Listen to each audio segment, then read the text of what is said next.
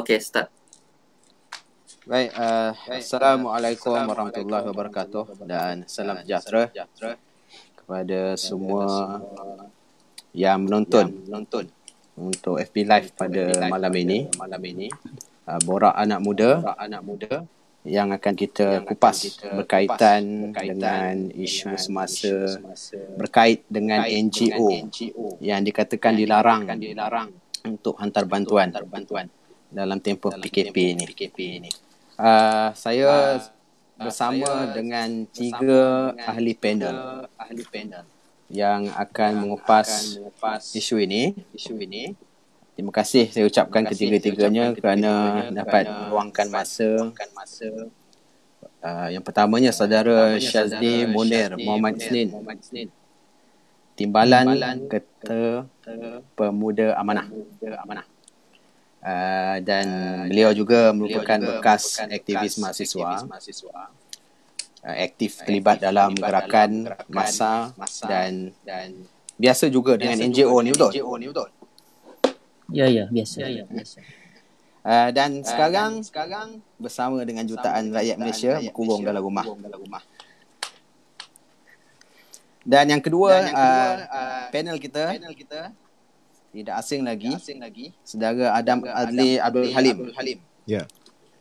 Merupakan juga bekas aktivis yang banyak membawa idea-idea pembaharuan dalam akademik, perbebasan akademik. Masih lagi diopsi ke macam mana? Tak, saya dah tamat bulan 1 hari tu. Wah, dah tamat pengajian. Tahniah. Jadi dia juga akan bersama kita untuk kupas isu ini. Dan yang ketiga ini bekas adun. Bekas esko adun Pasir Pinji yang berhormat Howard Lee. Beliau merupakan bekas esko Belia Sukan dan Pembangunan Modal Insan Negeri Perak. Tak nampak dalam ni ada Howard. Mungkin ada masalah sikit kot dari segi teknikal. Dan ini merupakan siri kedua kita bersiaran melalui FB Live ini. Dan kita akan terus kepada ahli panel untuk mengupas isu yang kita ketengahkan. Baik. Sedikit saya nak maklumkan. Sehingga ke hari ini kita lihat masih meningkat pesakit sah positif 2,626, di mana 2,110 dalam rawatan, 479 sembuh dan 37 maut. Dan pandemik COVID-19 ini akan berterusan lagi. Dijangkakan akan ada gelombang ketiga dan sebagainya. Dan atas sebab itu peranan semua diperlukan untuk kita sama-sama melawan serangan wabak COVID-19 ini. Cuma dalam kita bergiat untuk menyampaikan sumbangan, terutamanya daripada NGO kepada penduduk-penduduk kampung yang terputus bekalan makanan, dan di bandar pun sama. Kita dimaklumkan pada Sabtu yang lalu oleh Datuk Seri Ismail Sabri Yaakob, Menteri Kanan Keselamatan, yang menasihatkan supaya NGO hantar bekalan makanan ke pusat yang diwujudkan oleh JKM di setiap daerah, dan nanti makanan itu akan didistribusikan. So NGO hanya hantar kepada pusat tersebut. Tapi ada juga yang berpendapat sekiranya cara ini digunakan, kaki tangan dikatakan tak cukup. Dan banyak lagi lah perbincangan di kalangan NGO, dan ada kenyataan-kenyataan yang dikeluarkan oleh, tadi saya baca ada 127 NGO membantah ataupun tidak bersetuju dengan saranan ini. Baik, untuk mengupas perkara ini, saya nak terus kepada Saudara Syazni. Sejak daripada awal 16 Mac Perdana Menteri umumkan untuk PKP ini. Kemudian 18 Mac dikeluarkan lagi sekali pengumuman, 23 Mac sampailah 25 Mac dan juga diumumkan pakej rangsangan ekonomi. Kesemua yang dimaklumkan ataupun disampaikan itu kita rasa baik dan masih boleh kita ikut, terutamanya dalam tempoh PKP. Cuma pada 28 Mac yang dikeluarkan tentang perkara ini, NGO berasa kurang senang. Kerana pada 21 Mac bersih ada keluarkan satu kenyataan yang dipetik oleh New Straits Times mengatakan public support needed for civil society initiative to fight COVID-19. Dan ini nampak seperti ada sedikit tidak selari lah dengan apa yang NGO nak buat dengan apa yang kerajaan sarankan. Dan Syazni, kalau kita lihat setiap arahan dan penguatkuasaan yang dibuat oleh kerajaan dalam tempoh ini nampaknya tak ada masalah. Tapi arahan kepada NGO ni nampak agak bertentangan dengan realiti sebenar di lapangan. So bagaimana saudara melihat perkara ni? Pertama, saya ucapkan terima kasih kepada saudara moderator dan kepada rakan-rakan panel juga, saudara Adam Adli dan juga Yang Berhormat Howard Lee. Sebelum saya masuk kepada pokok soalan yang diberikan oleh saudara moderator, satu perkara yang saya rasa kita kena berikan pengiktirafan dan juga penghargaan adalah sumbangan Angkatan Pertahanan Awam. Yang pertama, lepas tu yang kedua adalah anggota rela sendiri yang bermula daripada hari pertama sehinggalah sekarang tidak berhenti-henti untuk membantu tugas di pusat-pusat kuarantin di seluruh negara. Yang saya fikir sumbangan daripada dua agensi kerajaan ini adalah suatu perkara yang sangat signifikan dan sangat-sangat membantu rakyat Malaysia pada fasa krisis ini. Dan sebenarnya sepanjang pemerhatian saya tidak melihat sebarang masalah pun sebelum arahan halangan ini keluar melibatkan NGO dan juga kaki tangan ataupun agensi kerajaan. Sebab rata-rata di lapangan saya melihat penghargaan diberikan kepada NGO dan juga individu-individu yang turun tangan sama-sama membantu untuk menyalurkan bantuan, lepas tu mengagihkan bantuan ke rumah-rumah. Justru apabila sebenarnya timbul halangan ini, kita tertanya-tanya mengapa halangan ini timbul. Kerana saya fikir di peringkat NGO mereka telah mengikuti semua SOP yang telah diberikan,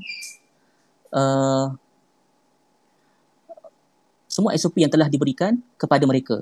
Cuma mungkinlah ada beberapa hal tentang soal teknikal yang mungkin pada pandangan NGO tidak diberikan secara jelas. Tetapi secara keseluruhan, NGO yang berpengalaman mengendalikan bantuan ketika bencana sebelum ini telah memainkan peranan mereka dengan baik untuk membantu rakyat yang memerlukan dan bekerjasama juga dengan agensi kerajaan untuk mengagihkan dan juga menyalurkan bantuan khususnya kepada masyarakat di rumah-rumah dan juga masyarakat yang memerlukan.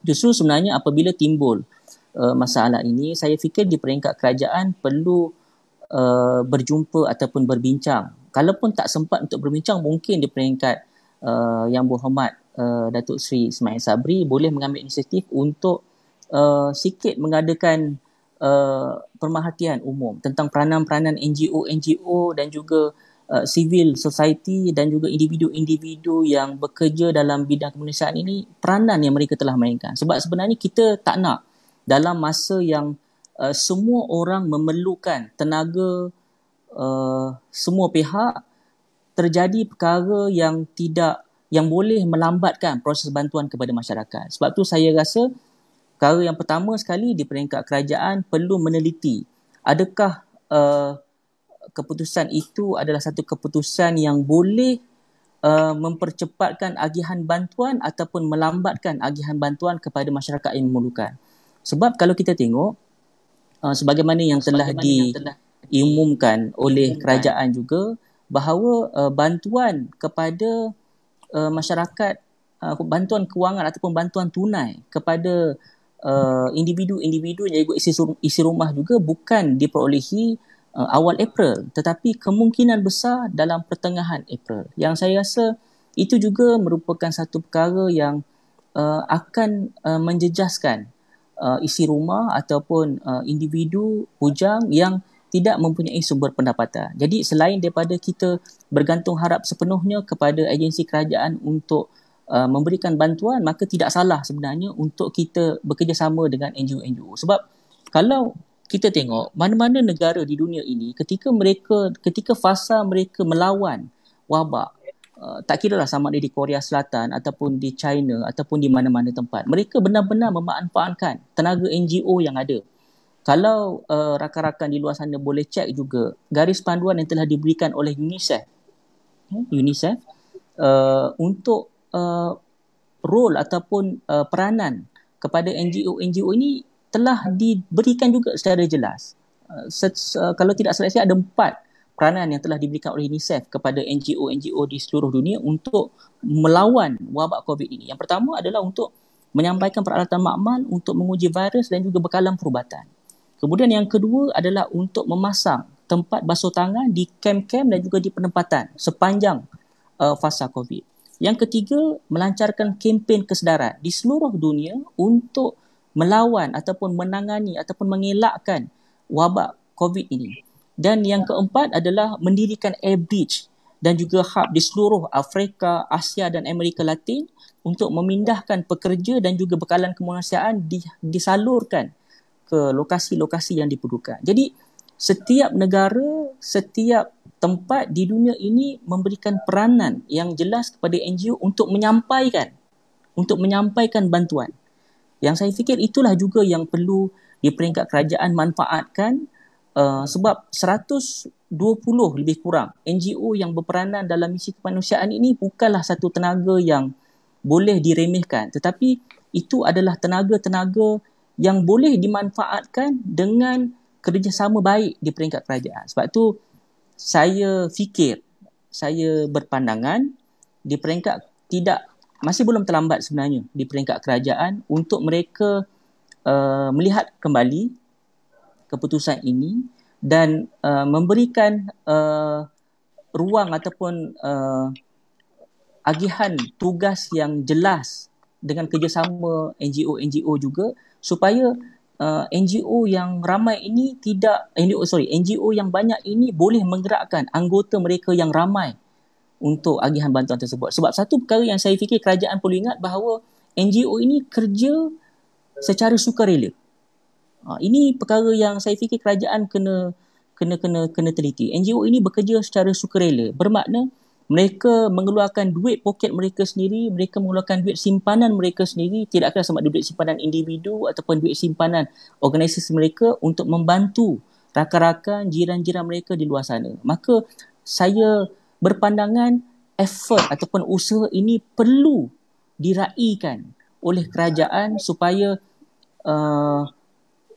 sepanjang proses kita melawan wabak ini, kita dapat rangkul seluruh pihak untuk melajukan agihan bantuan ke lokasi-lokasi yang kita tetapkan ataupun yang kita inginkan.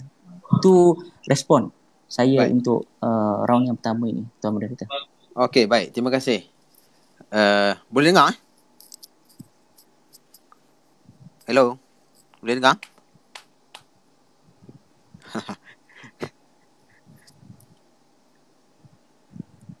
Hello?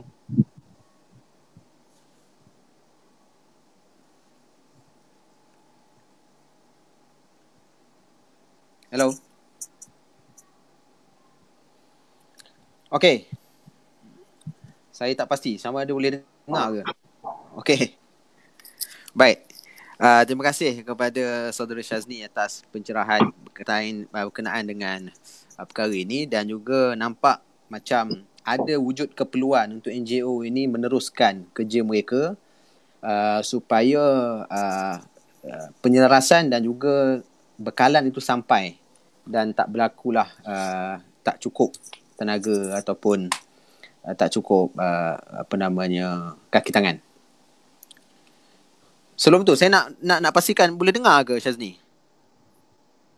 Hello. Saya boleh dengar. Boleh dengar. Saya ingat takut tak boleh dengar. Okey, tak apa. Kita teruskan Howard, berapa hari sebelum ni ada Howard YB keluarkan kenyataan tak setuju dengan pandangan ini. Dan saya juga baca dalam beberapa pandangan yang lain. Dia kata NGO ni terlalu banyak yang buat kerja ni dan nanti akan berlaku pergerakan. Jadi PKP tu tak mencapai kepada matlamatnya nanti. Dan ada kebenaran lah kenyataan ini. Cuma kita nak tengok macam mana kalau boleh YB ataupun Howard sendiri melihat langkah yang paling baik untuk kerajaan melalui agensi-agensi di bawah kerajaan ni dapat kerjasama selesaikan masalah rakyat, khususnya berkait bekalan makanan. Sebab tadi disebut hujung April baru dapat duit. Jadi bekalan makanan tu perlu disampaikan kalau boleh secepat yang mungkin bagi mana-mana tempat yang terputus. Jadi macam mana kita boleh selaraskan ataupun langkah paling baik untuk kita kerjasama antara kerajaan dan NGO ni pada pandangan YB? Terima kasih kerana sudi menjemput saya untuk bersama. Terima kasih kepada para penonton di luar sana. Soalan yang saudara tanyakan tu sebenarnya agak teknikal dan praktikal lah. Agak-agak kerana saya pernah duduk di tempat kerajaan, pernah jadi komen. Itu mungkin pasal anda tanya saya pasal tu. Ya, itu sebabnya. Ya, pada saya sebenarnya pada saat yang genting dan penting ini sekarang, ramai telah menyamakan keadaan sekarang ini dengan peperangan. Dan pandangan itu saya memang setuju 100%.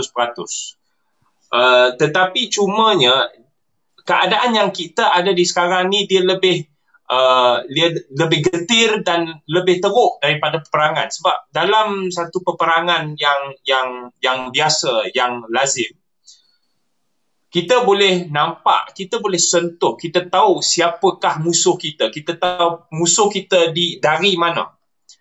Dan musuh kita boleh dijadikan suatu sasaran kepada senjata kita. Tapi masalah dengan musuh ni, musuh peperangan ini, kita tak boleh sentuh, kita tak boleh tembak. Dan malah terbalik, bila dia rebahkan kita secara sunyi dan tersembunyi. Dan inilah kebahayaan peperangan ini dan musuh kita ini. Kita hanya boleh duduk diam-diam, tunggu dan lihat dan serahkan segalanya kepada yang berkuasa dan dia yang maha berkuasa. Jadi keadaan yang kita ada ini adalah satu peperangan dan bukan peperangan yang calang-calang, satu peperangan yang tidak pernah kita hadapi sebagai satu negara maupun satu umat manusia dalam konteks moden. Dan bagi saya, kalau kita samakan dengan peperangan, saya nak tanya soalan, bukan tanya soalan. Saya hanya nak ambil contoh. Di negara-negara atau war zone, tidak kira lah di Syria atau di Palestin, atau dalam peperangan sebelum inilah, atau peperangan sekarang pun, NGO merupakan sebahagian daripada frontline. Saya kena tekankan, NGO adalah sebahagian daripada frontline dan frontline support. Dan saya berpendapatlah bahawa dalam peperangan ini lebih penting untuk kita tekankan bahawa NGO, CSO adalah frontline kita dalam memerangi wabak COVID-19 ini. Sebab ia berkaitan dengan survival. Ia berkaitan dengan orang-orang yang memang tengah duduk dan tengah lihat untuk orang berkuasa untuk bertindak. Tetapi ada, bukan saja segolongan, ada beberapa golongan orang yang memang sangat, dalam bahasa Inggerisnya vulnerable, tetapi bahasa Melayunya orang yang susah, dan ditambah kesusahannya tak ada makan. Beberapa hari yang lepas, bukan saja statement yang saya keluar, dalam Twitter pun saya telah menyatakan bahawa sekarang ni ada golongan tertentu yang kai pagi makan pagi, kai petang makan petang. Dan golongan ini sebenarnya tak kecil. Saya bukan saja bicara dalam konteks negeri Perak. Seluruh Malaysia ada ramai yang hidup sebegitu. Orang yang jual nasi lemak di tepi jalan, ada orang yang buka kedai atau warung di mana pendapatan demo adalah semata-mata apa yang dia mendapat daripada jualan hari itu. Dan sekarang dia tak boleh, tak dibenarkan untuk jual, tak dibenarkan untuk beroperasi. Untuk satu hari, dia kebuluran, dia kelaparan. 4 hari, dia kebuluran. Seminggu, dia dah ketandusan option, ketandusan pilihan. Apatah lagi, sekarang kita bincang tentang 14 hari, tambah lagi. Bila orang terdesak, bila orang, dan bukan saja individu tetapi keluarganya kelaparan, apakah pilihan yang mereka ada? Dan saya harus tekankan sekarang, kita telah mula nampak dan kesan bahawa dah ada banyak petty crime yang tertibanya meningkat, mendadak. Ini realitinya. Ini adalah realitinya, dan saya tak ada pilihan selain mengaitkan bahawa sekatan penyampaian bantuan kepada mereka yang paling perlu adalah satu faktor penyumbang kepada lebih menambah terukkan faktor petty crime akan meningkat. Ini adalah fakta. Saya bukan cakap, bukan petik dari mana-mana. Ini perkara-perkara yang sedang berlaku di bawah sini. Dan demo di atas sana mungkin tak tahu. Mungkin tahu tapi buat tak tahu. Buat orang Perak cakap buat no hand lah. Tetapi isunya adalah kalau kita pinjam konteks peperangan di luar negara sekarang maupun di masa lampau, International Committee of Red Cross, International Rescue Committee, Oxfam, Médecins Sans Frontières atau Doctors Without Borders, Catholic Relief Services, kesemua ini atau Care International, semua ini adalah badan-badan NGO yang beroperasi di front line. Mereka hantar bantuan kepada tentera, kepada anggota tentera, dan mereka membantu dari segi perkhidmatan perubatan, mereka sampaikan makanan, sampaikan air, sampaikan ubat. Dan kita ni sekarang di Malaysia, seperti yang Syusni sebut tadi lah, di luar negara dalam perang yang biasa atau memerangi satu wabak pun, NGO punya satu peranan yang sangat penting. Tetapi kenapa tiba-tiba kita kerajaan sekarang menyekat, melarang NGO daripada membantu? Itu persoalan yang harus kita mendalami dan menyelami. Dan bagi saya sentiasa, khususnya bila saya bincang dengan staf saya atau dengan ahli-ahli parti atau dengan kawan, bila dia datang jumpa saya, oh Howard, ini problem, ini masalahnya, saya sentiasa akan kata, don't give me a problem, give me a solution. Dan solusi yang saya telah menyatakan dalam Facebook Live sebelum ni, dan apa yang saya ingin lontarkan kepada anda dan harap pihak kerajaan negeri, tempatan maupun persekutuan mengambil pot lah tentang cadangan ini. Sebenarnya, kita memerlukan segala bantuan dan segala sumber tenaga dan sumber untuk memerangi wabak ini. Dan apabila kita sekat, maksudnya kita memang tengah, orang putih cakap tie our hands behind our back lah. Kita perlukan kedua-dua tangan. Tangan kiri, tangan kanan, kalau ada tangan ketiga pun kita nak. Dan NGO merupakan tangan kedua kita. Tangan kedua jentera kerajaan untuk sampaikan bantuan. Dan sebenarnya sekiranya niatnya atau hasratnya adalah untuk mengurangkan potensi atau peluang penularan, jawapannya senang. Sampaikan PPE atau pakaian pelindung kepada mereka-mereka yang di front line, seperti NGO, seperti APM, seperti Rela, seperti PDRM, seperti ATM. Tapi sekarang kita tahu faktanya adalah pihak PDRM, abang-abang polis, abang-abang tentera di luar sana pun mereka tak cukup face mask. Jadi masalahnya adalah pengurusan sumber dan pengurusan equipment. Jadi sekiranya kita nak NGO untuk bantu juga, satu, kita kena pastikan mereka dilatih dan punya ilmu dan latihan dan juga pengetahuan bagaimana untuk melindungi diri dengan bekalkan equipment juga. Kita bagi ilmu, kita bagi equipment dan kita bagi pemantauan dan bantuan.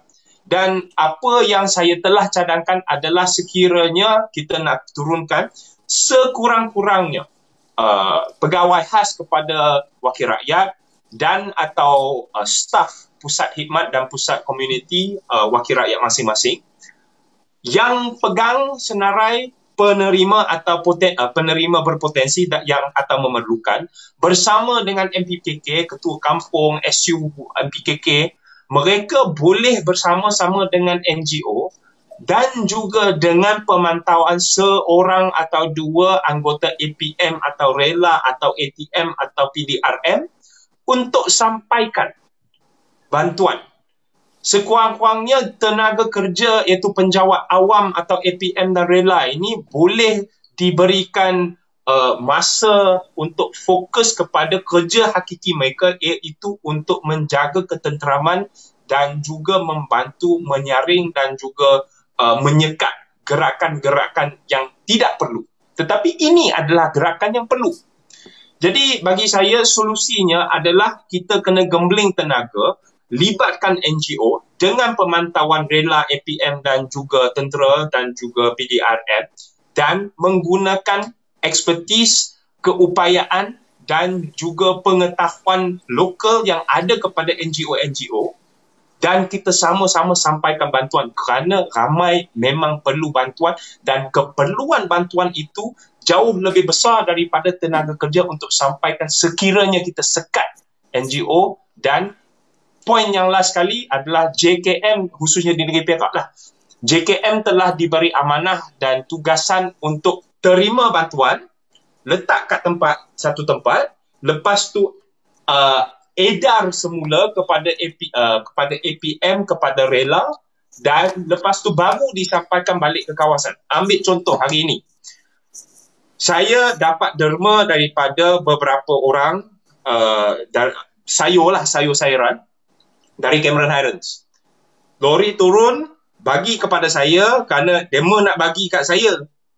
Jadi saya dapat dan saya terima lah. Tapi saya diarahkan untuk bawa kepada JKM.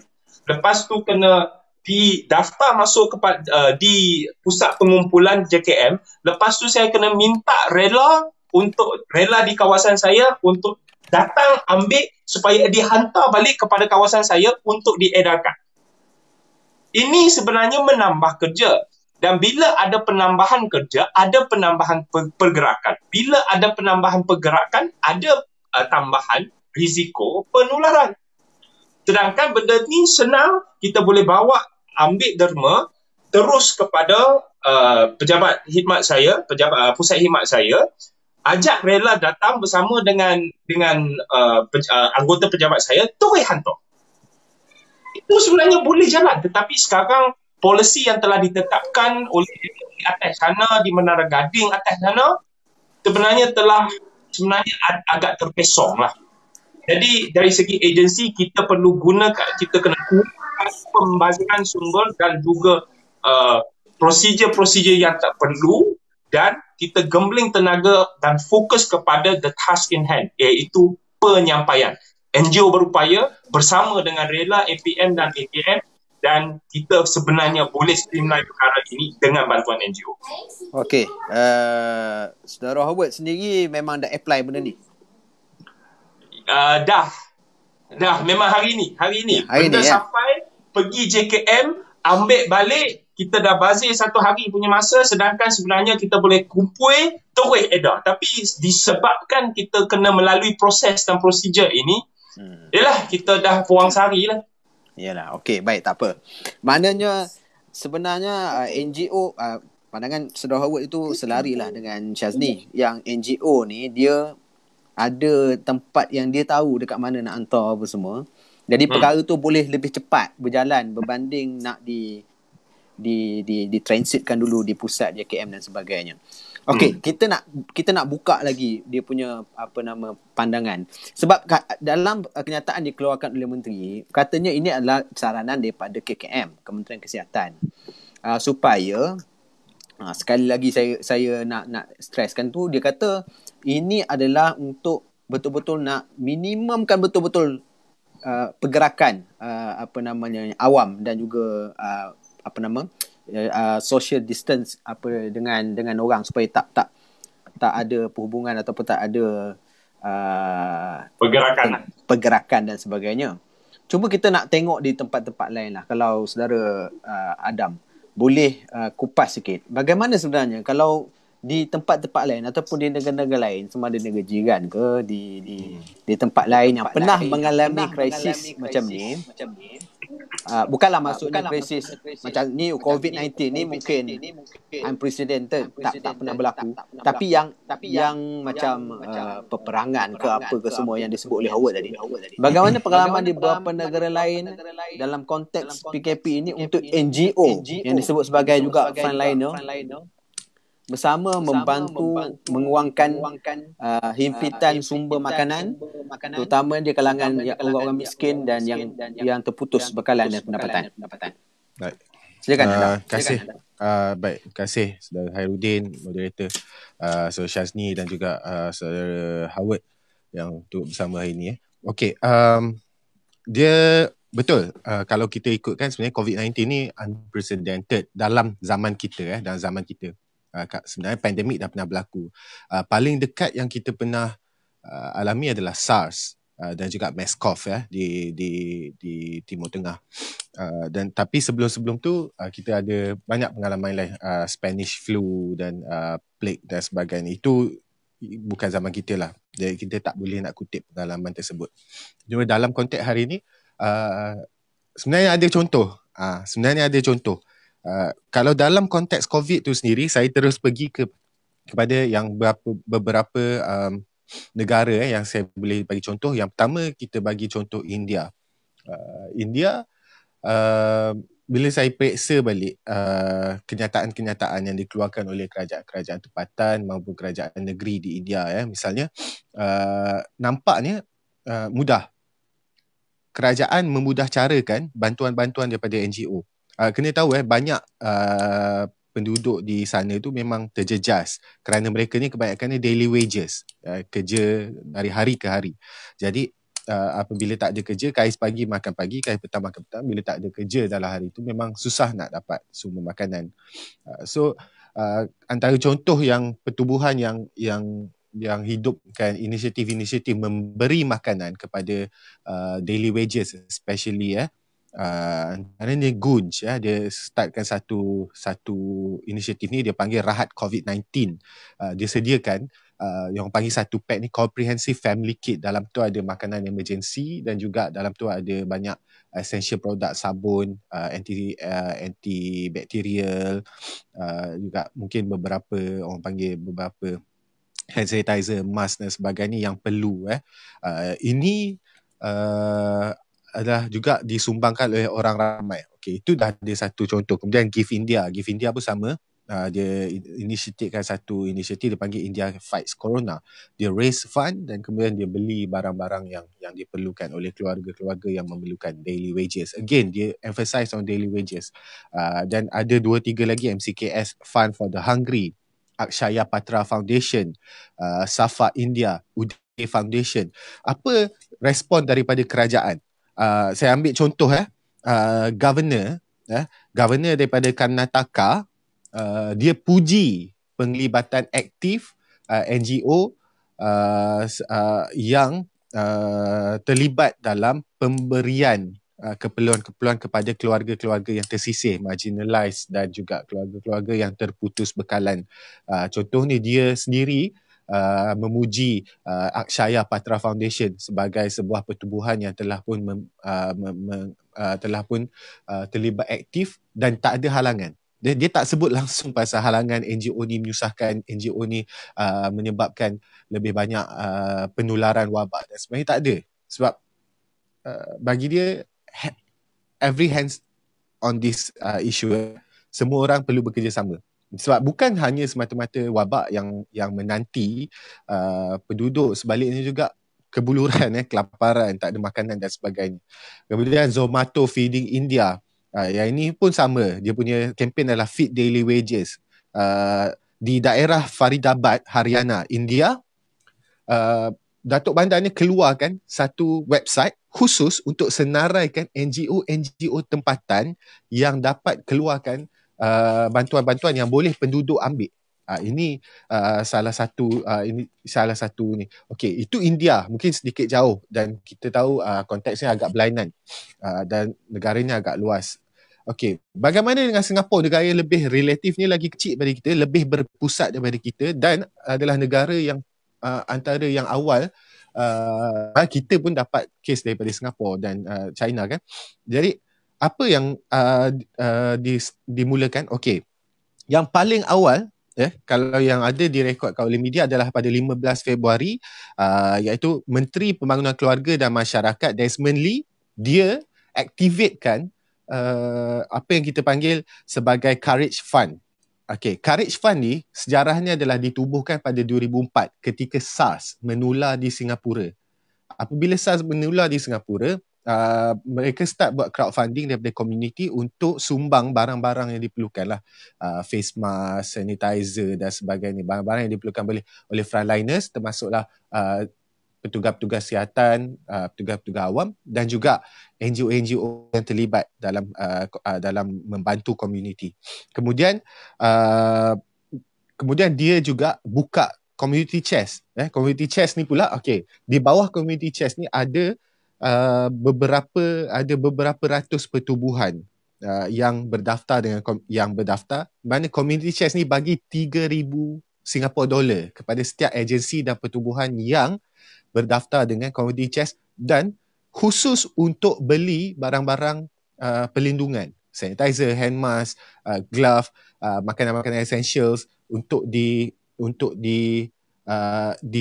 diedarkan dan diguna, dan mereka harus report balik kepada community chest ni apa yang telah dibuat dengan duit ni. Ini yang dibuat di Singapura. Okey, sambung lagi.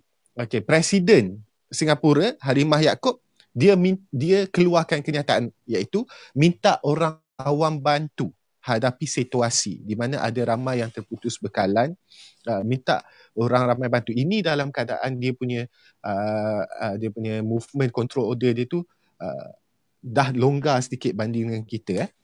Kemudian lain daripada itu juga Menteri Pembangunan dan Keluarga Desmond Lee tadi, dia juga initiatekan apa yang kita panggil sebagai centralized platform untuk ground up efforts. So centralized platform for ground up efforts, maksudnya mana-mana NGO dia ada satu platform yang centralized untuk dia berhubung satu sama lain, communicate dan juga coordinate bantuan-bantuan yang mereka ada untuk diberi pada masyarakat. Apa yang dia boleh buat? Melalui platform ni, dia publicize kawasan-kawasan yang terjejas dan dalam kawasan tersebut mana pihak yang sedang membantu masyarakat. Jadi sesiapa saja boleh rujuk kepada centralized platform ni untuk tengok ke mana dia nak pergi dapatkan bantuan ataupun apa yang dia boleh buat untuk bantu, juga siapa dia perlu jumpa untuk terlibat dalam inisiatif ground up ni. Inisiatif ground up ni terlibat dengan NGO lah, memberi bantuan, menyampaikan sumbangan dan sebagainya. Ini yang dia panggil. Kemudian ada juga Operation Hands On. Kemudian Youth Corp Group, Youth Corp Singapore, semua diaktifkan. Mereka ni edar sanitizer dan juga mask serta semua barang-barang perlindungan kepada frontliners dan juga orang-orang awam yang terjejas yang mana yang tak dapat bekalan. Ini benda yang dibuat, tak ada halangan. Tidak ada sebarang kenyataan yang lebih kurang macam yang dibuat di Malaysia. Kita faham concern. Kita faham concern dan kita saya tak ada masalah dengan alasan ataupun dengan reasoning yang diberi oleh kerajaan untuk memastikan pergerakan tu terhad. Tapi logik yang dikemukakan tadi oleh saudara Howard tadi betul. Sedangkan kalau bantuan yang dah dibuat oleh NGO ni hanya selapis dua lapis saja daripada pembekal, dia datang kepada NGO tu akan start pack dan dia akan terus bagi. Dalam masa 1 hari 2 hari boleh selesai. Dan dia pun dah banyak ambil. Saya ambil contoh. Misalnya Refuge for Refugees, Tenaga Nita, Dapur Jalanan, Liga Rakyat sendiri dan ada Gerak Malaysia. Banyak pertubuhan ni yang sedang bergiat di Kuala Lumpur dan Selangor terutama sekali untuk memastikan keluarga-keluarga daily wages ni dapat bekalan makanan mereka. Mereka ambil orang kata mereka ambil langkah atau strategi yang cukup baik. Dapur Jalanan misalnya, sebelum mereka bagi homeless makan, mereka berjumpa dulu dengan DBKL, berjumpa juga dapatkan kebenaran daripada MKN dan akhirnya sampai serving semalam pun rela ikut. MKN membenarkan untuk beberapa anggota rela mengiringi kumpulan-kumpulan Dapur Jalanan ni untuk bagi makan, edarkan makanan secara selamat kepada orang-orang yang tidak berumah. Itu satu. Kemudian Refuge for Refugees pun dia centralize kan supaya bantuan-bantuan ni sampai ke pusat-pusat. Jadi pergerakan tu sebenarnya tidak meluas. Dia agak terhad juga. Dia from checkpoint to checkpoints. Dan tak ada redundancy. Saya suka dengan apa yang macam tadi cakap lah. Chancellor Howard cakap bahawa apabila kita bagi kepada JKM melalui JKM dan sebagainya, satu, JKM tak ada capacity untuk reach out kepada ramai community yang memerlukan. Yang kedua juga tidak saya rasa JPA, rela dan banyak lagi pihak polis dan sebagainya tak perlu kita kerahkan tenaga mereka untuk jadi penghantar makanan pula. So NGO ni dia dah bersedia. Iring pun dah cukup. So you minimize you punya limited resource juga. Ini NGO ni dia buat kerja dah lama. Dia ada pengalaman dalam bencana banjir, dalam banyak bencana sebelum-sebelum ni. Saya rasa mereka bersedia untuk ambil langkah-langkah yang selamat. Jadi yang paling baik sekarang adalah bagi kerajaan untuk coordinate dengan semua NGO. NGO Malaysia ni sayang ni tak macam NGO macam saya bagi contoh terbaik di Singapura ada centralized platform. NGO di Malaysia ni agak tak centralized. Jadi semua orang buat kerja dan hal masing-masing. Tak coordinate dengan secara rapat. So kita harap kalau kerajaan seharusnya lebih baik untuk kerajaan mulakan satu centralization untuk semua, tak kira siapa sahaja yang mahu terlibat dengan inisiatif-inisiatif yang baik ini, untuk bersama-sama bagi guideline, bagi garis panduan dan pastikan semua boleh atasi situasi yang sedang berlaku. Sebab situasi ni memang tak boleh kita harapkan hanya kepada kerajaan. Situasi ni hanya boleh diatasi kalau semua orang berganding tangan. Terima kasih. Alright. Jadi salah satu perkara yang mungkin boleh diambil perhatian oleh NGO adalah bagaimana untuk centralize kan. Mungkin perkara itulah yang menjadi kebimbangan menyebabkan arahan ini dikeluarkan. Tapi tetap masalah untuk reach out tu akan berlaku kerana kita tahu kaki tangan IPM ataupun rela mungkin terhad untuk pergi ke semua kawasan. Jadi tak apa, kita tinggalkan itu nanti untuk kupas selanjutnya. Saya nak beralih kepada Saudara Syazni. Melihat kepada arahan yang dikeluarkan itu, antara yang disebut oleh kerajaan, mekanisme yang nak digunakan adalah dengan kumpulkan barang keperluan melalui JKM. Kemudian RELA dan APM akan ditugaskan untuk distribute kepada penduduk atau rumah-rumah yang memerlukan. Dan bertitik tolak balik apa yang disebut oleh Saudara Adam tadi. Adakah cara ini praktikal untuk kesemua kawasan di seluruh negara? Sebab kadang-kadang ada beberapa perkara yang arahan kerajaan keluarkan, dia ada kawasan-kawasan tertentu tak berapa boleh nak dibuat. Ada kawasan mungkin boleh. Contoh kalau kawasan flat, kawasan ni mungkin JKM dia boleh satu tempat je dia pergi. Tapi kalau kawasan kampung, perkampungan orang asli dan sebagainya, mungkin tak boleh nak pergi. Jadi macam mana Saudara Syazni melihat perkara ni untuk sebenarnya kita cari solution yang terbaik supaya yang dikatakan tak nak wabak mengurangkan pergerakan dan sebagainya itu pun boleh dikawal, dan distribution ataupun keperluan rakyat untuk makanan tu pun boleh diselesaikan. Silakan Saudara Syazni. Boleh dengar ke?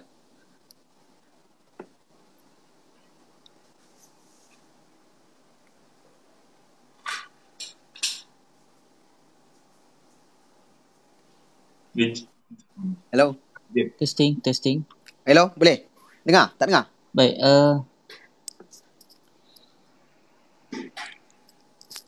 soalan kedua tadi boleh dapat?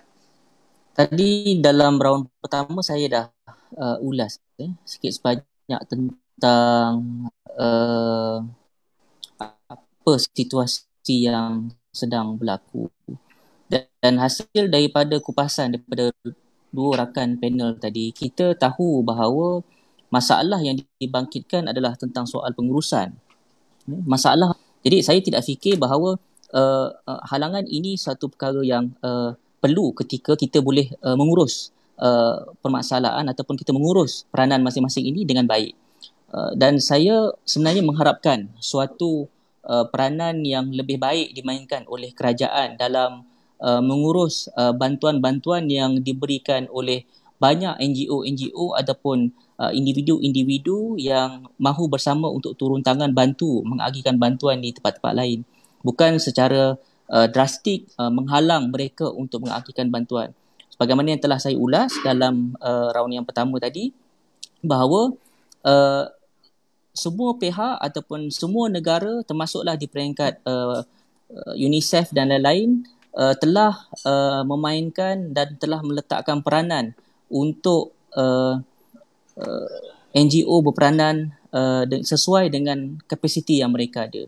Dan saya fikir di peringkat JKM dan juga RELA sendiri telah memainkan peranan yang cukup baik. Mereka telah memainkan peranan yang cukup baik untuk membantu. Dan sebenarnya dia bukan tentang sama ada agensi kerajaan telah melaksanakan peranan dengan baik atau tak. Sebab semua orang tahu bahawa agensi kerajaan telah memberikan tenaga melebihi 100%. Cuma di sini adalah kita mahu NGO ini bersama-sama dengan agensi kerajaan susah dan senang untuk mempercepatkan proses penyaluran bantuan kepada rakyat. Sebab tu tadi saya tekankan bahawa ini memerlukan aspek pengurusan yang baik, dan sebenarnya kerajaan boleh memainkan peranan sebagai mediator ataupun sebagai pemudah cara untuk menghalakan kawasan-kawasan ataupun lokasi-lokasi yang NGO ni boleh menyalurkan bantuan, kerana dia akan lebih melajukan proses tersebut. Dan saya melihat itulah sebenarnya situasi yang diperlukan di bawah ini. Sebab orang di bawah ini dia tak bercakap tentang NGO ataupun NGO ke, YB ke, ADON ke, ESCO ke sampai rumah. Yang dia tahu bantuan sampai depan rumah. Cara macam mana, siapa yang bagi pada masyarakat di bawah selepas melalui 2 minggu perintah kawalan pergerakan ini mereka dah sampai peringkat meraihkan bantuan daripada sesiapa saja. Sebab tu saya fikir kita kena mengubah cara berfikir kita, iaitu bagaimana kaedah untuk kita melajukan proses penyaluran bantuan ini. Tidak kiralah datangnya daripada kerajaan ke, baik daripada pembangkang ke, daripada adun daripada kerajaan ataupun ESCO ke ataupun NGO ke, itu pada saya benda teknikal yang rakyat tak nak tahu sebenarnya. Yang rakyat tahu penyalurannya adalah cepat dan sampai ke lokasi sasaran yang memerlukan. Dan ini memerlukan pengurusan yang baik di peringkat kerajaan sebagai pemudah cara yang boleh melaksanakan tugas ini. Kerana saya fikir dua-dua rakan panel saya telah memberikan satu penjelasan tentang realiti peranan yang boleh dimainkan oleh NGO, termasuklah dalam negara-negara lain. Maka kita boleh lihat bagaimana negara-negara di luar menguruskan ataupun menjalin hubung antara peranan di peringkat kerajaan dan juga peranan di peringkat NGO sendiri. Dan itulah sebenarnya yang boleh di peringkat kerajaan laksanakan. Okay, dan Syazli, kalau kita perasan bahawa kita ada sesetengah tempat, sekarang ni kita dah tambah satu lagi perintah kawalan pergerakan yang diperketatkan di Sungai Lui. Dan kita tak tahu ke depan ini berapa banyak lagi lokasi-lokasi yang akan berhadapan dengan risiko yang sedemikian. Sebab tu saya fikir langkah berjaga-jaga itu lebih baik di peringkat kita, dan antara langkah yang berjaga-jaga itu adalah dengan kita rangkul, libatkan, kita gembling semua pihak untuk sama-sama menyalurkan bantuan tersebut. Dan itulah yang saya rasa boleh dimanfaatkan. Dan mungkin rakan-rakan yang sedang mendengar pun ada pandangan yang mereka boleh berikan. Saya fikir boleh juga ditulis pandangan tersebut dalam komen masing-masing, dan saya mengalu-alukan juga rakan-rakan juga yang sedang mendengar pada malam ini, silakan kalau nak tanya soalan ataupun nak berikan pandangan. Saya fikir ini adalah platform yang baik untuk kita sama-sama share apa lagi yang boleh kita bantu. Sebab tujuan kita bercakap hari ini bukan sekadar kita nak condemn pihak kerajaan, tetapi kita nak supaya di peringkat kerajaan memainkan peranan untuk gembling semua pihak. Pada fasa krisis dia tak ada kerajaan pembangkang. Dia tak ada orang yang bekerja dan orang yang melihat. Sebetulnya adalah kita nak, pada fasa krisis ini adalah kita ini dalam satu entiti yang sentiasa berusaha untuk membantu semua pihak. Kita nak ada satu paradigma yang sedemikian. Maka barulah kita boleh menjadikan, kita boleh melihat semua individu, pihak, organisasi yang mahu membantu bersama kita itu sebagai rakan, bukan sebagai seteru ataupun sebagai pihak yang menyusahkan. Kita nak ubah sebenarnya cara berfikir itu. Ya, kita faham dalam tempoh untuk PKP ini semua orang perlu duduk di rumah. Tetapi kalau semua orang hanya duduk di rumah dalam keadaan individu ataupun organisasi menerima bantuan di rumah mereka yang mereka rasakan boleh mengagihkan ke tempat jiran mereka ataupun lokasi-lokasi yang memerlukan, kenapa tidak mereka juga berperanan?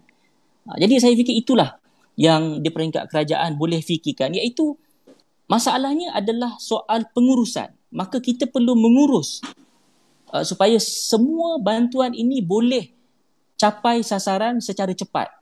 Bukan kita terus menambahkan beban kepada agensi kerajaan yang kita tahu mereka telah load, mereka telah terbeban banyak dengan kerja yang ada sekarang. Maka kita sama-sama agihkan bebanan tersebut antara kerajaan, NGO, parti-parti politik, untuk kita sama-sama bantu jiran-jiran kita, orang taman kita, orang kat kampung kita yang kita rasakan boleh kita bantu dalam situasi sekarang. Itulah sikit sebanyak komen yang saya boleh berikan, saudara moderator. Okey. Baik, terima kasih Syazni. Dan terima kasih kepada semua yang masih mengikuti kita punya live ni. Dan bagi yang ada pandangan dan juga soalan ataupun apa-apa yang dirasakan boleh dilontarkan, boleh hantar di ruangan komen dan kita boleh juga ajukan soalan kepada panel yang ada pada malam ini. Seperti yang tadi Saudara Syazni sebut, ada juga satu lagi kebimbangan di kalangan NGO kerana bila mereka buat kerja menyampaikan sumbangan ini, dia juga dapat sumbangan duit daripada publik, daripada orang awam. Ada yang bimbang kalau nanti dibuat cara macam gini, nanti takutlah penyumbang-penyumbang tu pun dia akan slow down sebab dia ingat itu daripada kerajaan, maknanya kerajaan boleh bagi. Jadi NGO ni macam dah tak payah buat. Ada kebimbangan yang macam itu satu. Yang keduanya, ada juga katakan bahawa NGO ini digunakan untuk raih populariti, raih sokongan, dan ada juga NGO yang berselindung di sebalik parti-parti politik dan sebagainya. Apakah perkara ini wujud pada pandangan saudara Howard? Dalam tempoh, ialah suhu politik ni masih lagi kita kata ada, cuma dengan COVID-19 ini dia lupakan sekejap lah, tapi usaha kepada mempromosi dan sebagainya itu berlaku. Dan adakah perkara ini yang antara sebab mengapa tindakan menghadkan NGO bergerak ke seluruh ni, ke semua tempat ni dilaksanakan pada pandangan Howard sendiri?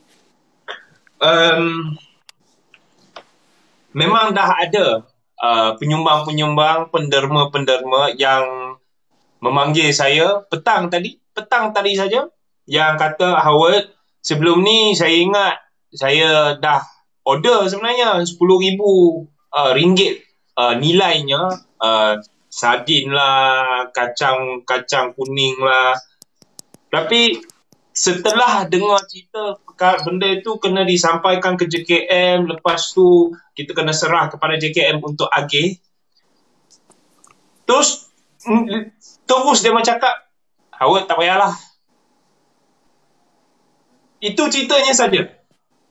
Jadi masalahnya kita pun tak boleh nak tuduh dia orang ni tak ikhlas. Dia orang betul-betul nak bantu, tetapi apabila mereka meletakkan kepercayaan kepada saya selaku wakil rakyat untuk menyampaikan, dan apabila saya dikeluarkan daripada equation itu, sekiranya dia merasa okeylah, kalau kerajaan nak bagi, biarlah kerajaan bagi. Jadi itu sebenarnya telah mengundang sedikit permasalahan kepada agenda penyampaian bantuan. Sebab sebelum ni mungkin ada RM10,000 nilainya punya barang makanan yang akan disampaikan kepada penduduk yang memerlukan barangan itu di Pasir Pinji. Sekarang dah tak ada. Jadi memang dasar yang telah diumumkan memang ada kesan negatif terhadap orang-orang yang memerlukannya. Itu satu.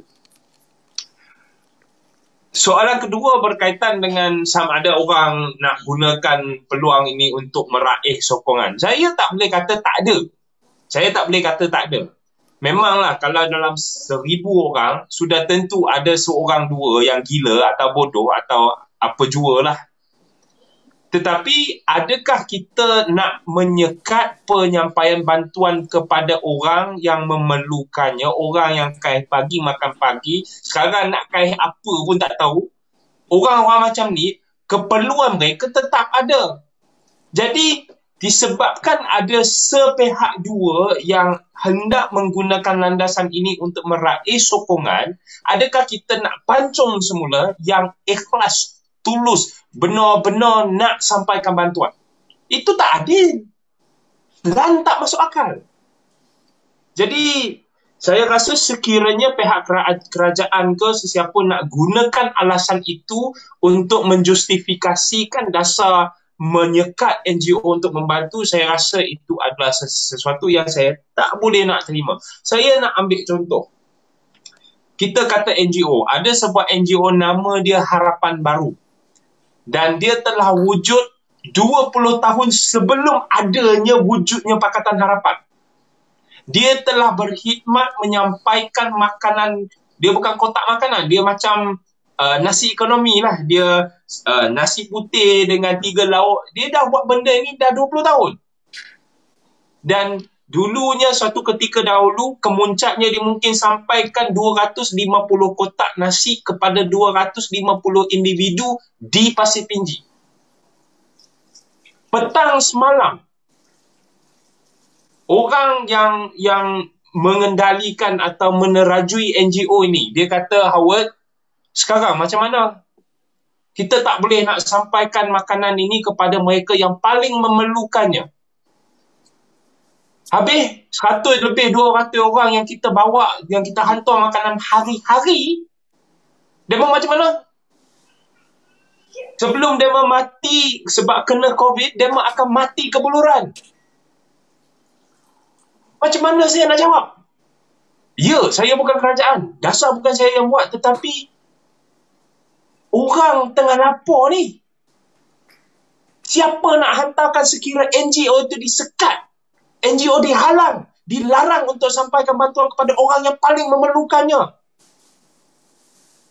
Jadi, benda ni buat saya geram sikit lah. Tetapi, benda ni, dia orang, saya tak nak menyalahkan siapa-siapa. Mungkin dia orang di atas sana tidak dapat maklumat yang tepat. Tetapi, impaknya, kesannya adalah kemungkinan ada 100, 200, 3,000, 4,000 orang yang betul-betul akan kelaparan. Sebab arahan ini, sebab dasar ini. Jadi, adakah kita nak menyekat NGO satu Malaysia disebabkan ada sepihak dua yang nak gunakan landasan ini untuk meraih sokongan? Saya rasa orang yang waras, yang punya akal, tahu jawapan yang betul. Tetapi pada asasnya bagi saya lah,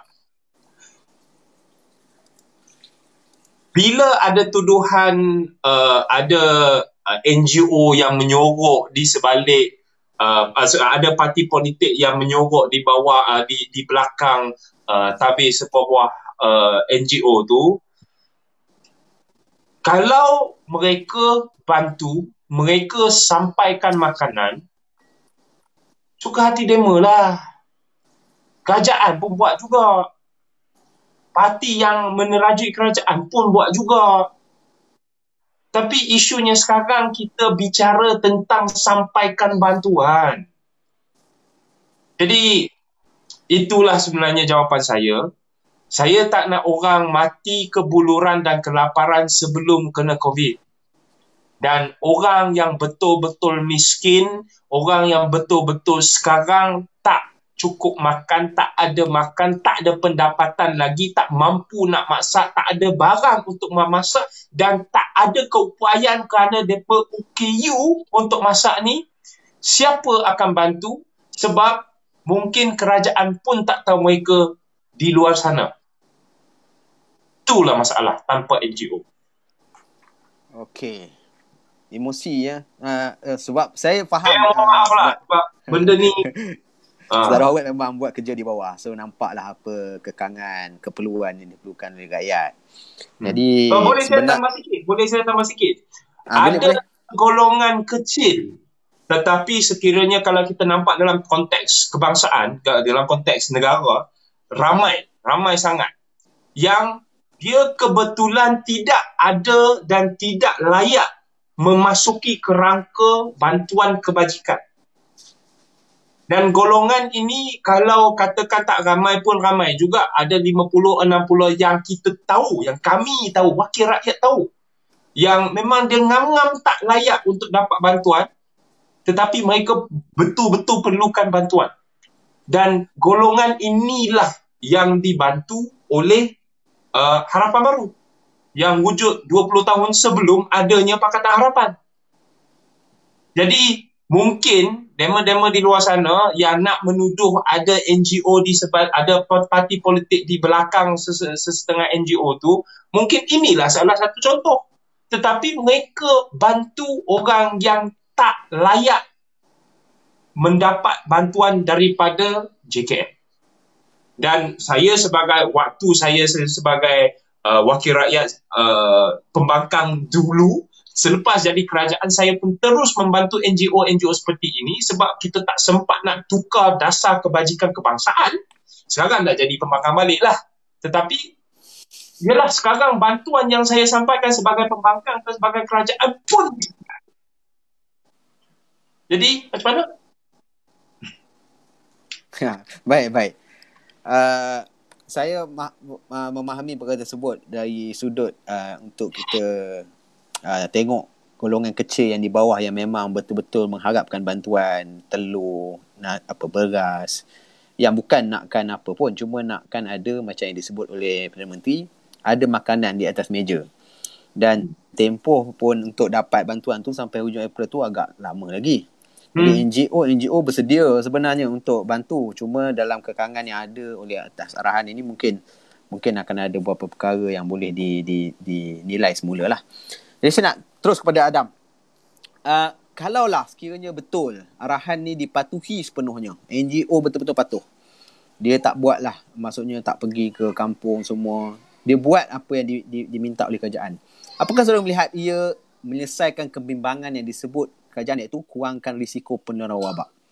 Atau sebenarnya sekiranya ia tak mampu laksanakan dengan baik, mungkin wabak tu kurang, tapi yang tak makan pula banyak, jenayah pula yang akan ambil tempat untuk nak memenuhi keperluan sesetengah orang ni. Jadi bagaimana pandangan saudara Adam untuk kita nak lihat perkara ni supaya kita boleh selesaikan yang NGO ni tak pergi ataupun ni, tapi nanti timbul pula masalah-masalah yang lain. Silakan saudara Adam.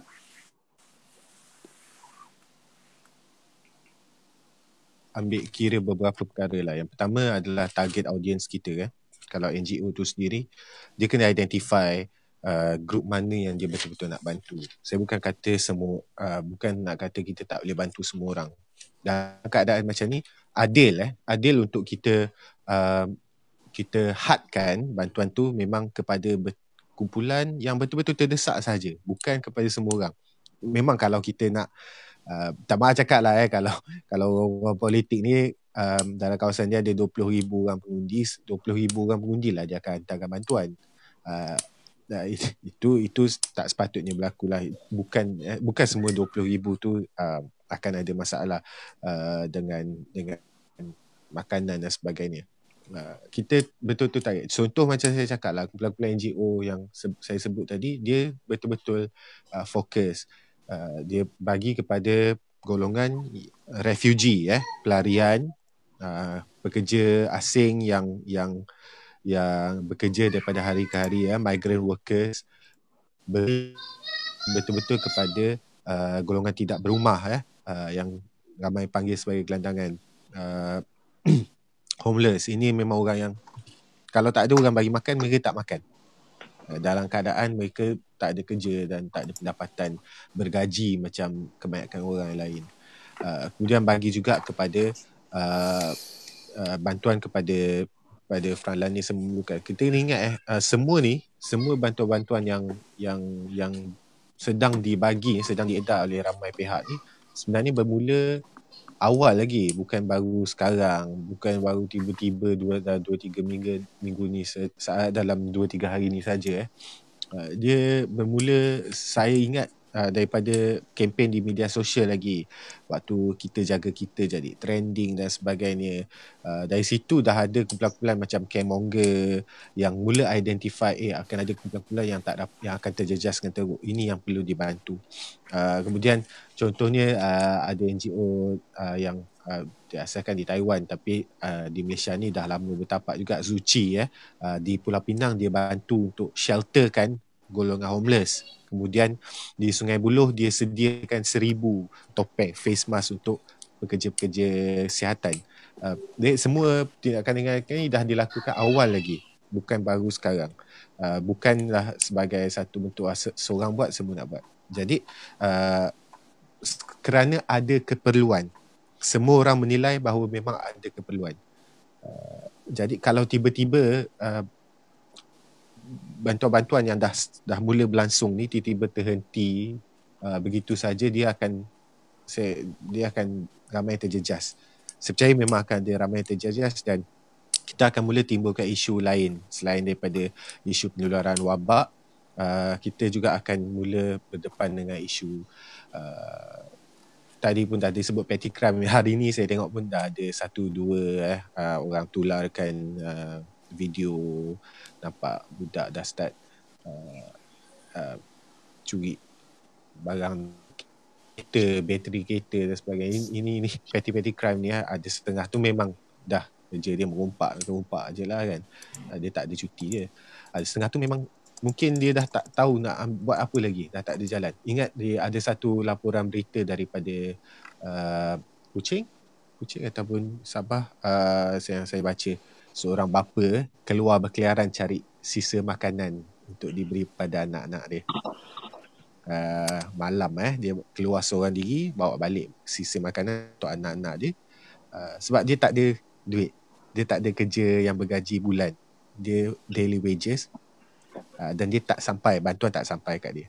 So jadi bayangkan kalau sebelum ni yang kita nampak aktif bergerak bantuan-bantuan daripada NGO dan sebagainya, pun ada ramai lagi yang tersisir.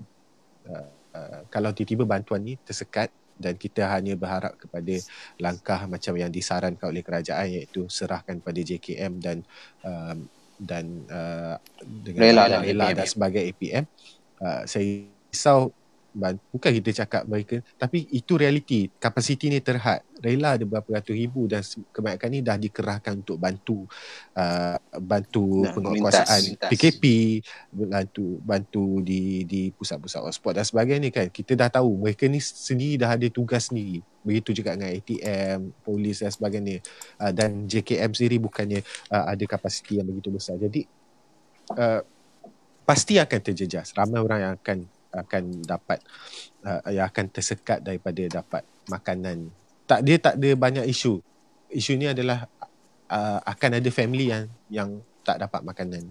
Itu pasti akan berlaku kalau bantuan ni tiba-tiba berhenti. Sebab itu bukannya dengan halang abruptly ni, bukan halang secara drastik begini, tapi coordinate dengan NGO-NGO. Saya dalam situasi hari ni, saya antara orang yang malas nak politikkan benda-benda macam ni. Saya tak suka. Sebab saya rasa ini krisis kemanusiaan lah. Politik tu kita take aside lah. Kita put aside. Ini adalah pandangan yang saya rasa jujur. Kita risau kalau tiba-tiba bantuan-bantuan ni, sebab bantuan yang keluar setakat ni, you bayangkan NGO kecil macam Dapur Jalanan, macam Liga Rakyat pun capaian daripada pihak kami selama seminggu dua ni pun hampir 1,000 lebih. 1,000 keluarga yang daily wages dan juga beberapa ratus orang homeless. Itu capaian daripada NGO kecil. You bayangkan kalau NGO lain yang ada beberapa banyak dan bantahan pun diterima tadi 100 lebih kan, NGO yang nyatakan bantahan. Ya. Jadi you bayangkan jumlah bantuan yang dah keluar sebenarnya, yang sebenarnya sedang meredakan situasi, membantu situasi masyarakat yang tak boleh nak keluar ni. Pasti akan ada orang yang tak dapat makan. Dan ini situasi yang memburukkan keadaan lah. Kita kena berhati-hati dengan situasi ni. Sebab tu saya masih lagi tekankan kerajaan melalui agensi-agensi kerajaan juga kena sit together, buatlah meeting dalam Zoom ke, buat meeting pakai WhatsApp ke, untuk coordinate apa yang boleh dibuat. Buat satu central platform, buat satu guideline yang jelas macam mana, apa peranan yang boleh dimainkan oleh Okay, fine kalau you cakap kita tak boleh edarkan secara terus, direct. Tapi apa pula cara untuk kita pastikan bantuan tu sampai sebaik mana yang sebelum ni kita pernah buat? Apa jaminannya? Sebab sekarang ni dah start, perishable items pun dah keluar, makanan-makanan yang bukan lagi shelf safe. makanan dalam tin ni kita tak risau, beras-beras ni kita tak risau. Makanan-makanan lain ni yang macam sayur, buah dan sebagainya pun dah start diedarkan. Yang ini kalau lambat, rosak lagi tambah masalah, nak kena buang pula kan. Jadi itulah benda. Ini pandangan kecil. Pandangan ni dia bukan idea-idea besar, ni hanyalah pandangan praktikal. Itu yang saya nampak. Okey, baik. Terima kasih saudara Adam. Ni ada satu soalan ni kepada Syazni. Saya ingat boleh jawab dan sekali gulung untuk kesimpulan. Dia kata sekiranya boleh. Soalan. Soalan yang saya nak sampaikan ni. Okey, terus. Dia kata kalau reason untuk buat halangan kepada NGO tu untuk kawal COVID-19, jika itu baik, apa sebenarnya solution daripada saudara kalau untuk pastikan sumbangan sampai kepada penerima dengan cepat dan menyeluruh seperti sekarang? Itu saya ingat mungkin boleh ulas dan boleh terus untuk buat kesimpulan apa sebenarnya yang boleh kita sampaikan kepada pihak berkaitan dengan isu ini. Baik, terima kasih kepada saudara moderator. Dua solution yang kita boleh kongsi pada malam ni. Yang pertama, kerajaan perlu tetapkan garis panduan kepada NGO apa yang mereka patut lakukan dan apa yang tak patut mereka lakukan apabila mereka nak beri sumbangan kepada masyarakat. Dan saya rasa garis panduan itu boleh pada bila-bila masa sahaja dikuatkuasakan, kerana sebelum ini pun ketika NGO bergerak memberi bantuan, penguatkuasa sentiasa mengiringi mereka. Jadi kalau ada NGO yang tidak mengikut garis panduan yang ditetapkan oleh kerajaan, maka penguatkuasa secara automatik ataupun secara terus boleh memberikan teguran kalau kesalahan itu langkah pertama, ataupun kalau perkara itu boleh nak terus diambil tindakan pun tidak ada masalah, sebab saya fikir NGO di Malaysia ini telah cukup matang untuk mengikut garis panduan yang jelas daripada kerajaan. Kemudian yang kedua, yang saya dah cakap untuk kali yang ketiga, peranan kerajaan yang boleh dimainkan untuk memastikan sumbangan itu sampai terus kepada penerima yang memerlukan adalah bertindak sebagai koordinator, bertindak sebagai pemudah cara. Kerajaan kena menyusun supaya NGO ini boleh diperanankan. Kalau alasannya adalah tidak teratur, semua NGO nak bergerak, saya tidak fikir bahawa NGO ini terlalu susah untuk menerima arahan mengatur mereka untuk memberikan bantuan di lokasi-lokasi yang spesifik. Sebagai contoh, kalau kita ada 10 NGO dalam satu daerah, kita dah kenal pasti di peringkat kerajaan, 10 NGO ni adalah 10 NGO yang memang dah bergerak. Waktu banjir pun dia bergerak, waktu tengah tak ada waktu bencana pun dia bergerak. Inilah 10 NGO yang konsisten bergerak. Maka kerajaan dah boleh kenal pasti, NGO A jaga kampung sekian, NGO B jaga taman sekian, NGO C jaga lokasi sekian-sekian. Itu saja. Tak susah. Bertindak sebagai, pertama sekali, menyediakan garis panduan.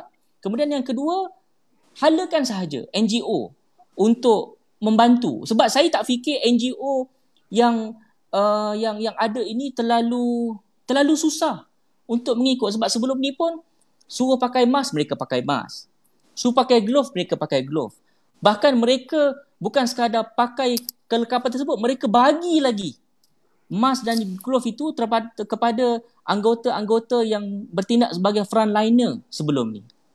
Dan ada komen saya sempat baca. Mereka kata secara simplistik, ikut saja garis panduan ditetapkan oleh kerajaan. Tak perlu politikan arahan kerajaan. Saudara, saya parti pembangkang.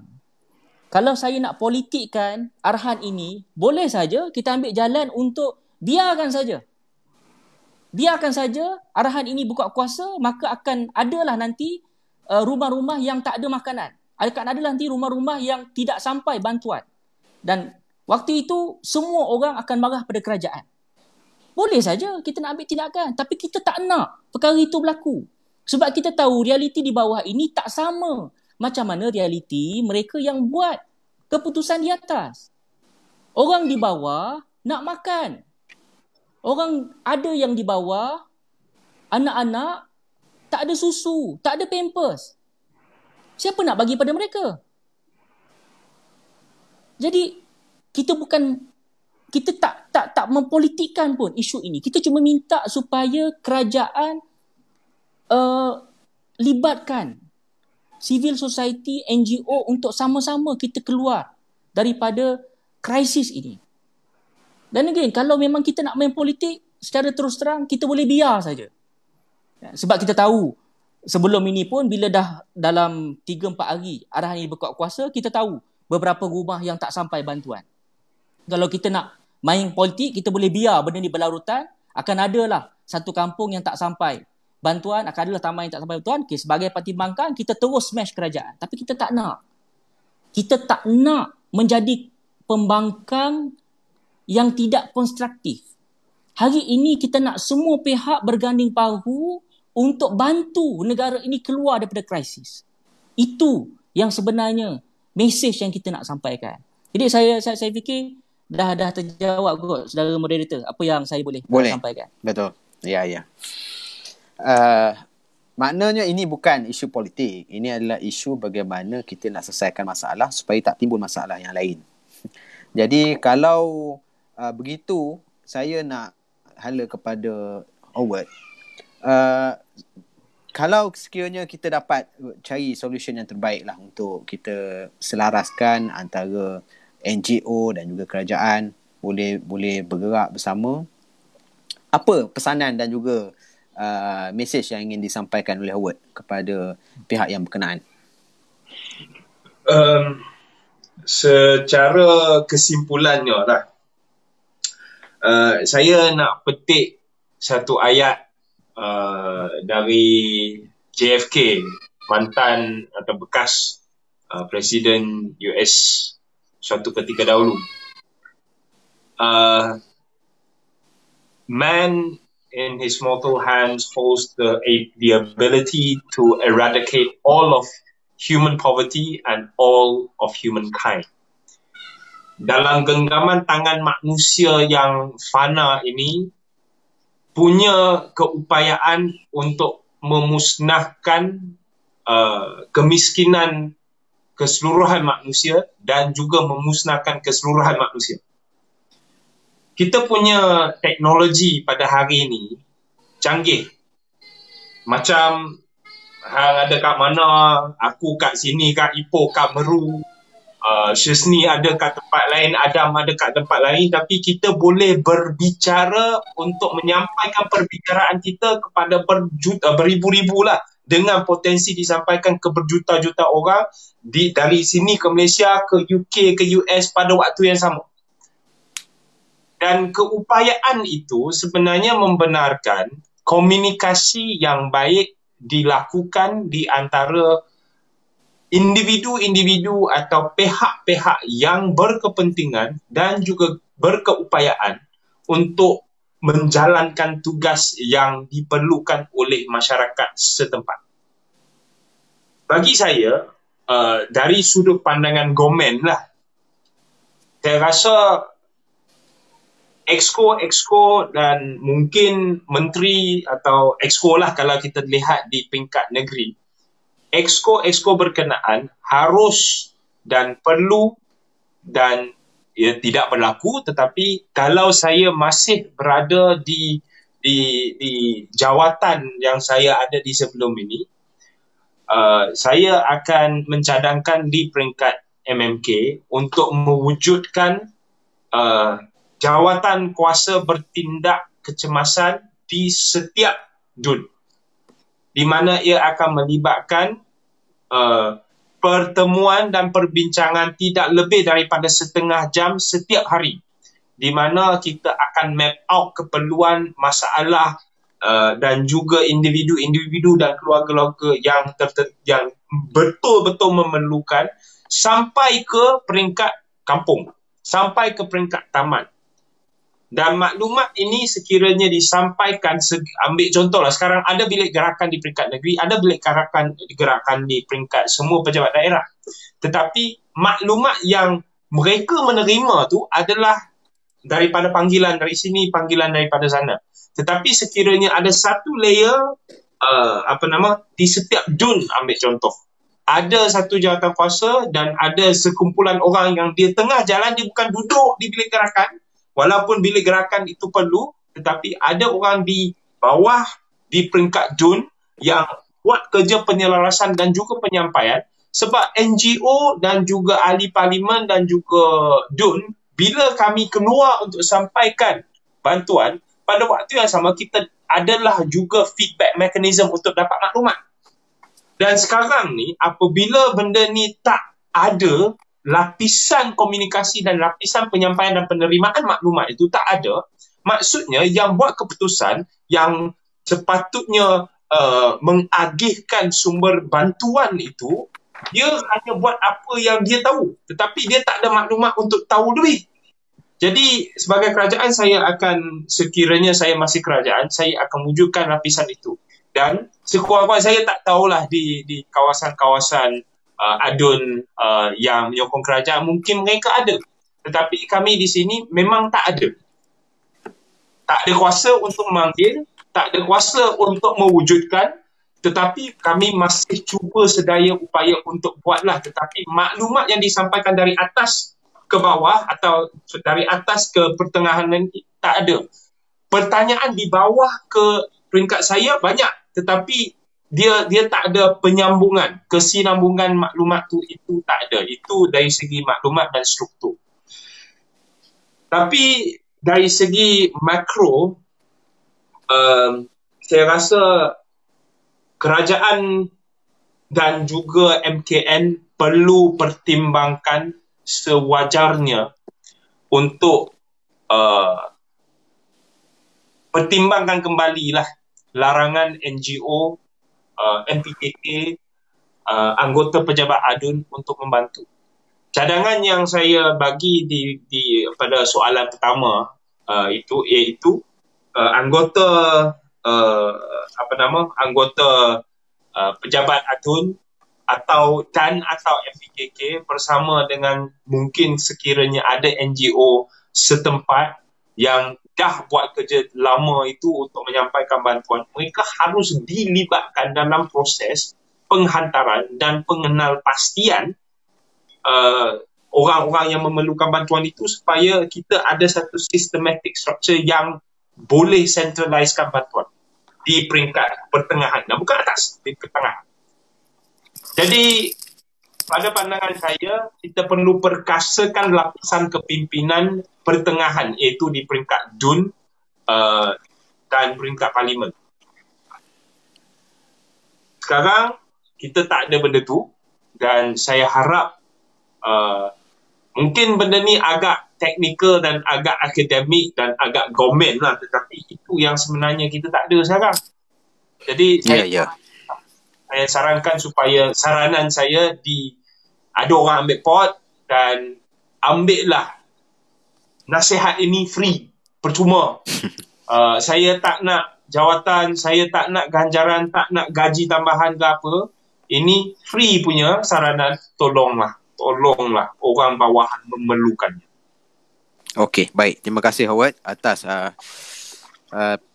saranan jujur sebagai pernah duduk di kursi kerajaan dan tahu macam mana kita boleh selaraskan perkara ni.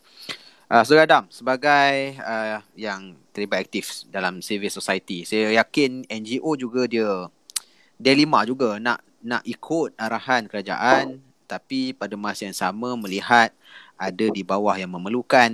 Apa saranan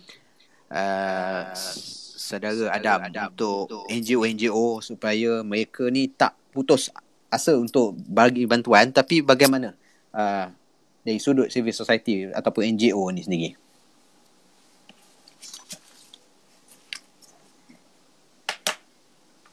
Adam lost Boleh? Adam kembali? Boleh.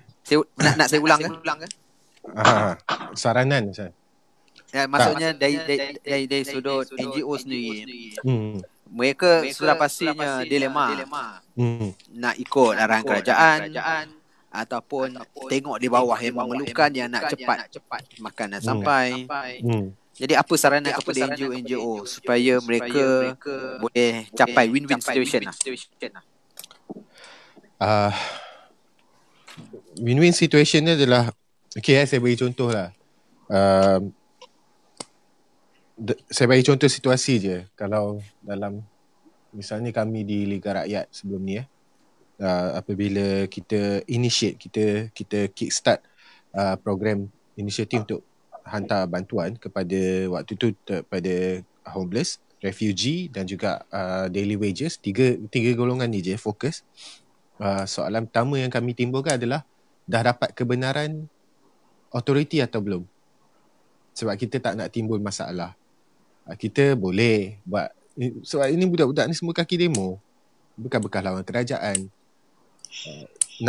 Setakat nak langgar arahan ke ataupun buat keras kepala sendiri boleh, tak ada masalah. Tapi tak, sebab semua faham ada satu tanggungjawab yang lebih besar.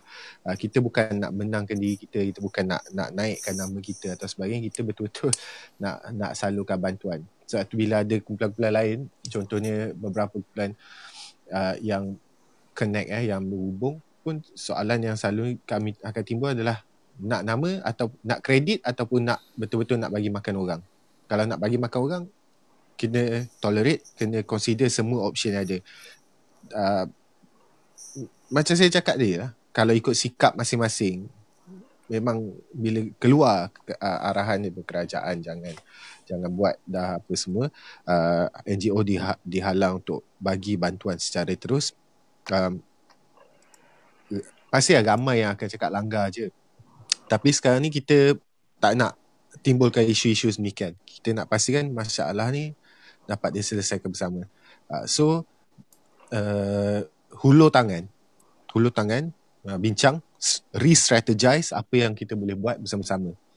Kita bukannya berperang dengan sama sendiri, kita berperang dengan virus sekarang ni.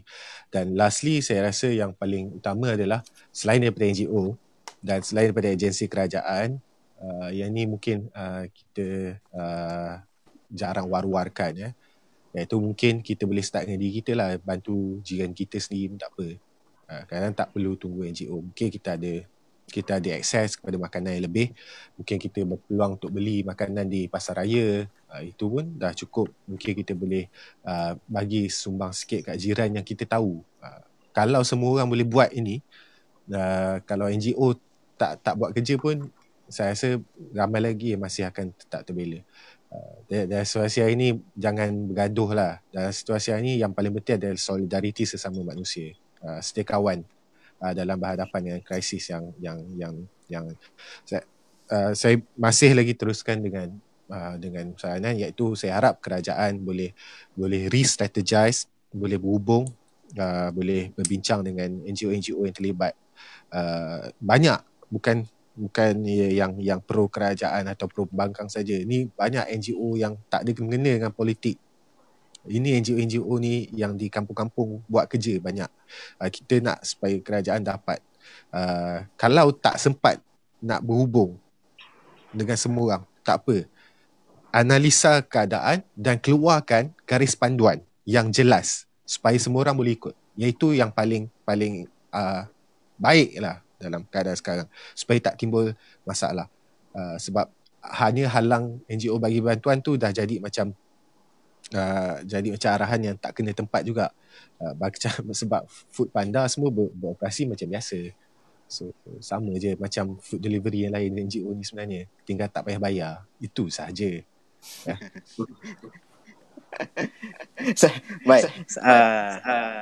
Ada betul juga tu ya. Food Panda dan bekalan makanan yang berbayar ni boleh je kan.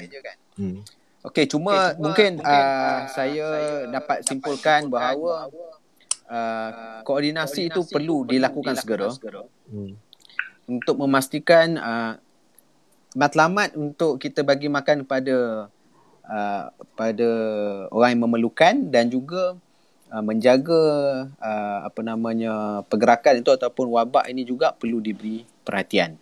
Jadi saya sebenarnya amat gembira, dan saya rasa penonton pun dapat mendengar lontaran ini dengan baik. Adalah beberapa dalam komen ni biasalah kan. Yang suka juga memberikan komen-komen yang bukan-bukan. Cuma saya tertarik dengan tadi yang disebut oleh Syazni dan juga Adam dan Howard sendiri, bagaimana peranan kerajaan itu adalah untuk koordinate. Untuk koordinate. Dan selagi dengan Adam sebut supaya bincang dengan NGO. Dan Howard sendiri mengatakan bahawa NGO yang betul-betul bersedia untuk bantu tanpa mileage politik atau kredit ni cukup banyak. Malah dah wujud awal lagi nama Harapan Baru tu kan, NGO tu.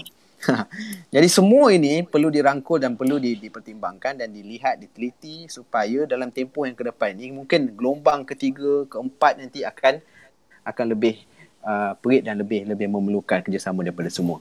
Dan janganlah sampai nanti kita, kalau kita lihat berita hari ni, ada sampai yang saya baca ni Menteri Kewangan di Jerman bunuh diri kerana terlalu bimbang krisis ekonomi. Ya. Dia bukan fake news. Tak, maksudnya orang yang macam itu pun boleh berlaku kepada Kak Ra tu bukan tak cukup makan tu dah. Bukan kata masalah yang ekonomi dia sendiri ataupun ni. Tapi kita tak nak perkara ini berlaku dan mudah-mudahan segala usaha yang digerakkan oleh NGO, oleh kerajaan sendiri, oleh parti-parti pembangkang yang check and balance, oleh individu-individu yang melihat perkara ini ambil serius, dan frontliners sendiri yang perlu kita support dan kita perlu beri sokongan. Dan sehingga hari ini kita ucapkan takziah kepada semua mangsa ataupun pesakit-pesakit yang telah meninggal dunia, 37 orang. Mudah-mudahan semua yang mendengar pada hari ini mendoakan agar semua yang telah meninggal dunia, terutama yang Muslim, agar ditempatkan bersama dengan orang yang beriman. Amin. Dan insyaAllah kita akan berjumpa lagi pada sesi yang seterusnya untuk borak santai ini, untuk tajuk-tajuk yang ke depan insyaAllah. Dan saya mewakili semua ahli panel dan diri saya sendiri mohon maaf kalau ada perkara-perkara yang menggoda hati ataupun perkara yang tak patut disebut. Tapi ini adalah tujuan kita untuk sama-sama kita berkongsi dan discuss berkait dengan dasar-dasar yang melibatkan rakyat dan masyarakat. Dan kita sama-sama membantu untuk memberi saranan dan pandangan yang terbaik supaya pandemik COVID-19 ini kita lawan bersama. Dan pesan saya kepada semua, patuhi arahan-arahan yang diberikan oleh pihak berkuasa supaya sama-sama kita pastikan Malaysia bebas daripada wabak COVID-19. Sekian saja. Terima kasih. Assalamualaikum warahmatullahi wabarakatuh dan selamat malam. Assalamualaikum warahmatullahi wabarakatuh.